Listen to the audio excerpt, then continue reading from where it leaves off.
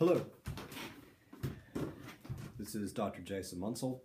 It is Thursday, 5/42, February the 4th, the year of our Lord 2016.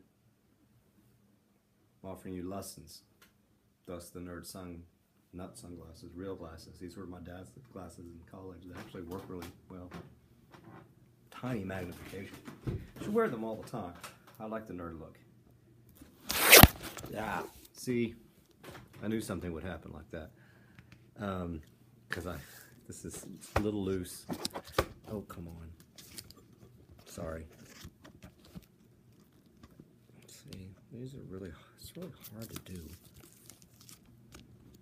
Okay, so maybe that's better. I was going to try to mess with it a little bit, try to show you Finnegan. Maybe I will in a second. And I'm going to try to be pretty brief about this. But there's tons of stuff in chapter 3. And hopefully you get this sort of chalkboard thing, lessons.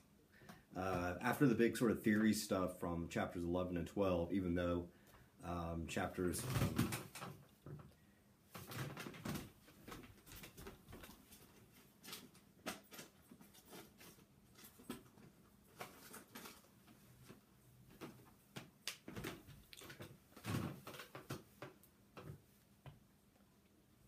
Chapters 11 and 12 were very theoretical.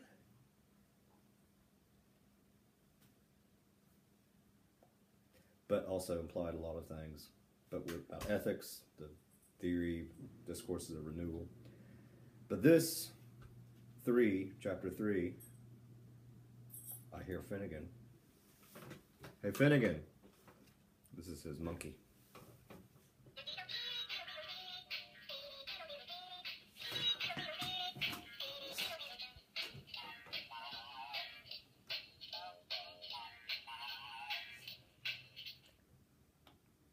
What are your lessons for crisis communication, Finnegan? Can you bark? Go. Ooh.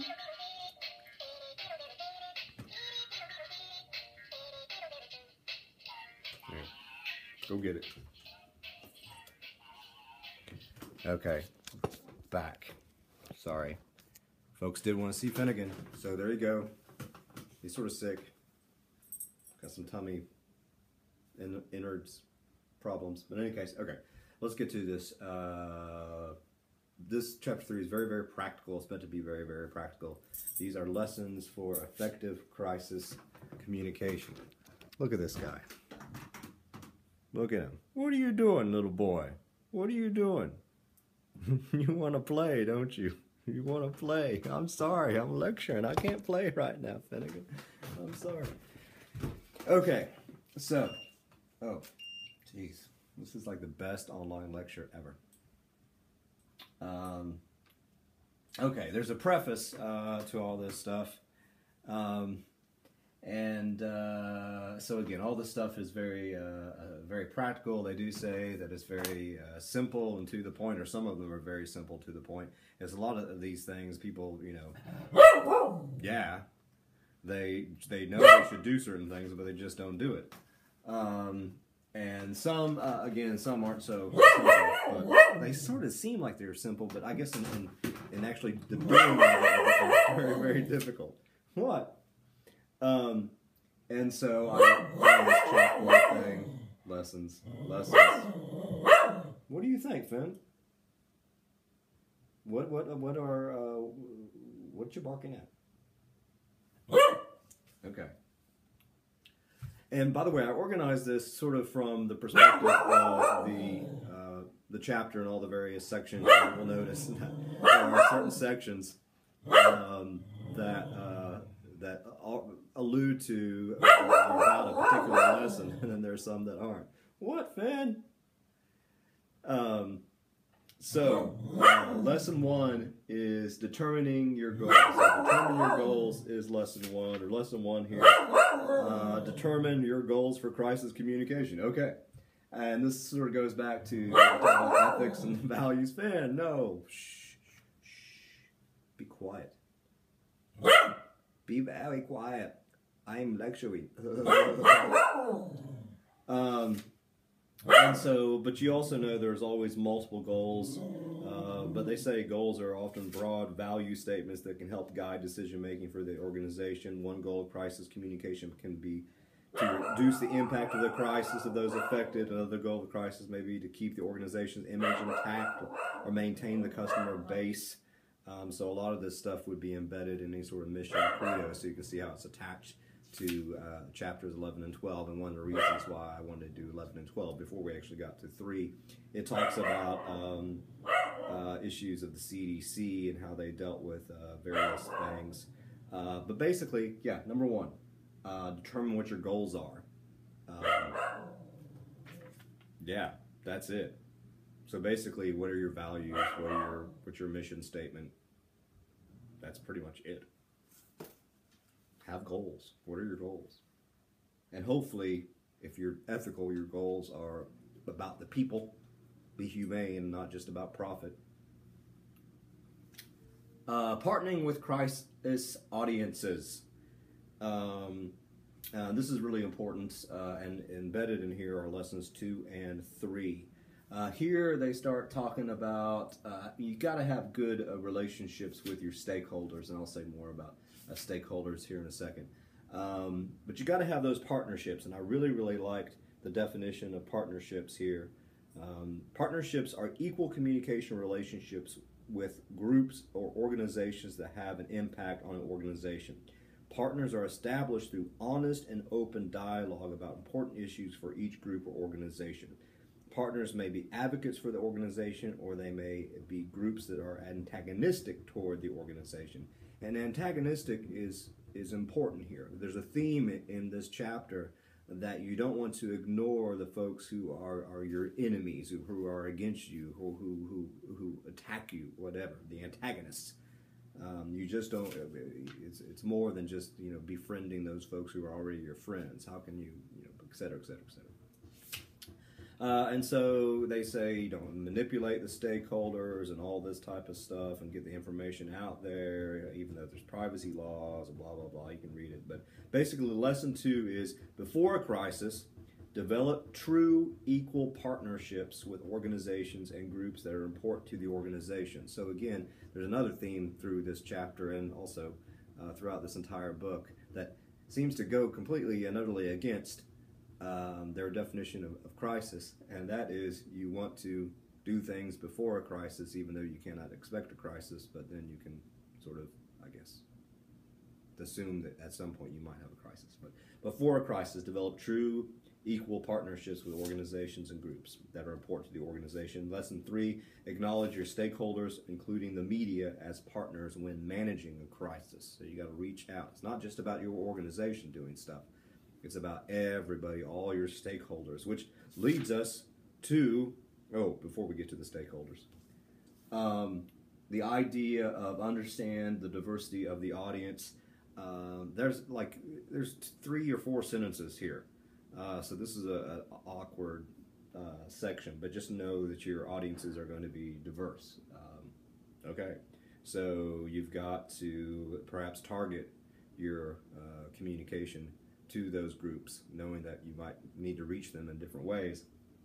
It's like being audience-centered, the stuff that you learn in COM 100, analyzing the audience, blah, blah, blah. So you got employees, you got competitors, you got creditors, you got consumers, you got government agencies, you got the community, you got the environment.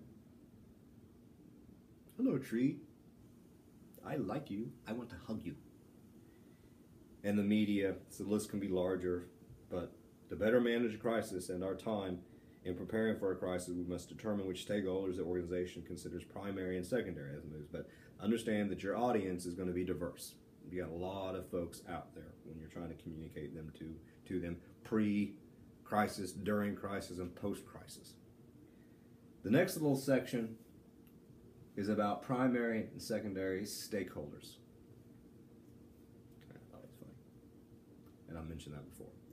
What is the primary? What are primary stakeholders? This is definitions on the bottom of page 42. Primary stakeholders are those groups defined by an organization as most important to its success. Customers, maybe, probably. Stockholders, probably. Media, yeah. Secondary stakeholders are key groups that do not play an active role in the day-to-day activities of the organization, but are still important to its overall success. And then it just has a list of various questions, and those questions, I think, on page 40, actually it's page 43, it says 42, but I'm at 43. How often do you communicate with these stakeholders? What groups or organizations view you as a stakeholder? What groups or organizations view you as a stakeholder? How often do these groups communicate with you? Are you aware of and do you listen to the concerns of these groups? On which issues of importance do both primary and secondary stakeholder groups, do you agree and disagree? So in a sense, pre-crisis, you got to figure out who's all the stakeholders out there. Maybe you don't consider stakeholders, and then they might consider that they are stakeholders. So you just got to think about all this. I have an organization. Who are all my people? And I got to forge partnerships with them. I got to listen to them and everything like that. And I think this is key. The lack, it says here on page 43, the lack of familiarity exists. Blah, blah, blah, blah, blah. You got to know those folks. If you don't know them, it's hard to get to know them during a crisis. You got to know them pre-crisis. Lack of familiarity exists because the organization has not established any prior relationships and has no base for the communication.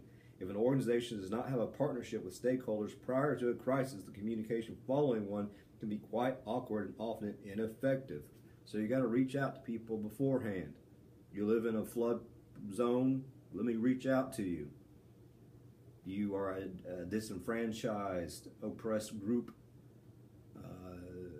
getting bad water. I should have reached out to you beforehand. But and then what is worse than not knowing your stakeholders is having a negative relationship with them. So you got to have a positive relationship, or try to have a positive relationship, but at least have a relationship. It says the old adage, keep your friends close and your enemies even closer. So even if you have folks who are against you, whatever that might be, maybe certain community groups, I don't know, reach out to them. Organizations need to work with stakeholders to narrow gaps between stakeholders and organizational expectations, blah, blah, blah, blah. We believe that negotiating with antagonist stakeholders over time and listening to their concerns is the key to better understanding their communication needs in the events of a crisis. You can't ignore the folks who are yelling and screaming, saying, hey, you done bad. Say, you got to reach out to them. That's important. So, positive stakeholder relationships is extremely important. Table 3.1 is extremely important.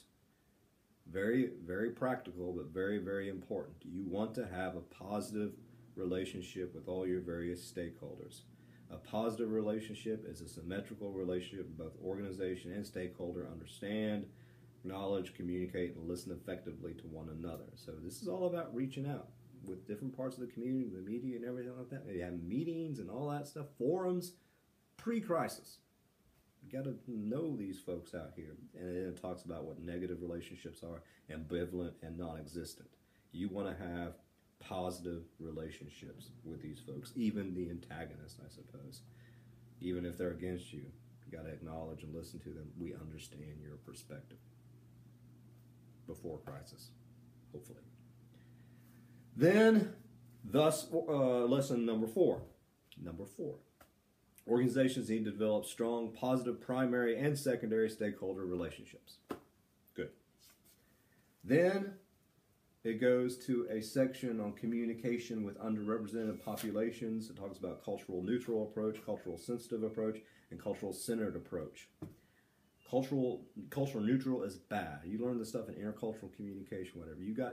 If I'm a doctor and I have a patient who sees medicine in a particular way, or we talk about this in intercultural class, or can't speak English, you got to have a translator. You got to reach out to them. You got to try to understand the way that they see health, the way that they see family, the way that they see what are the values of their culture. You're not going to be able to reach them unless you understand that. Same stuff here. So culturally sensitive approach is okay, Its culturally sensitive approach to communicating with underrepresented populations suggests that crisis communication messages should be adopted by cataloging cultural characteristics of underrepresented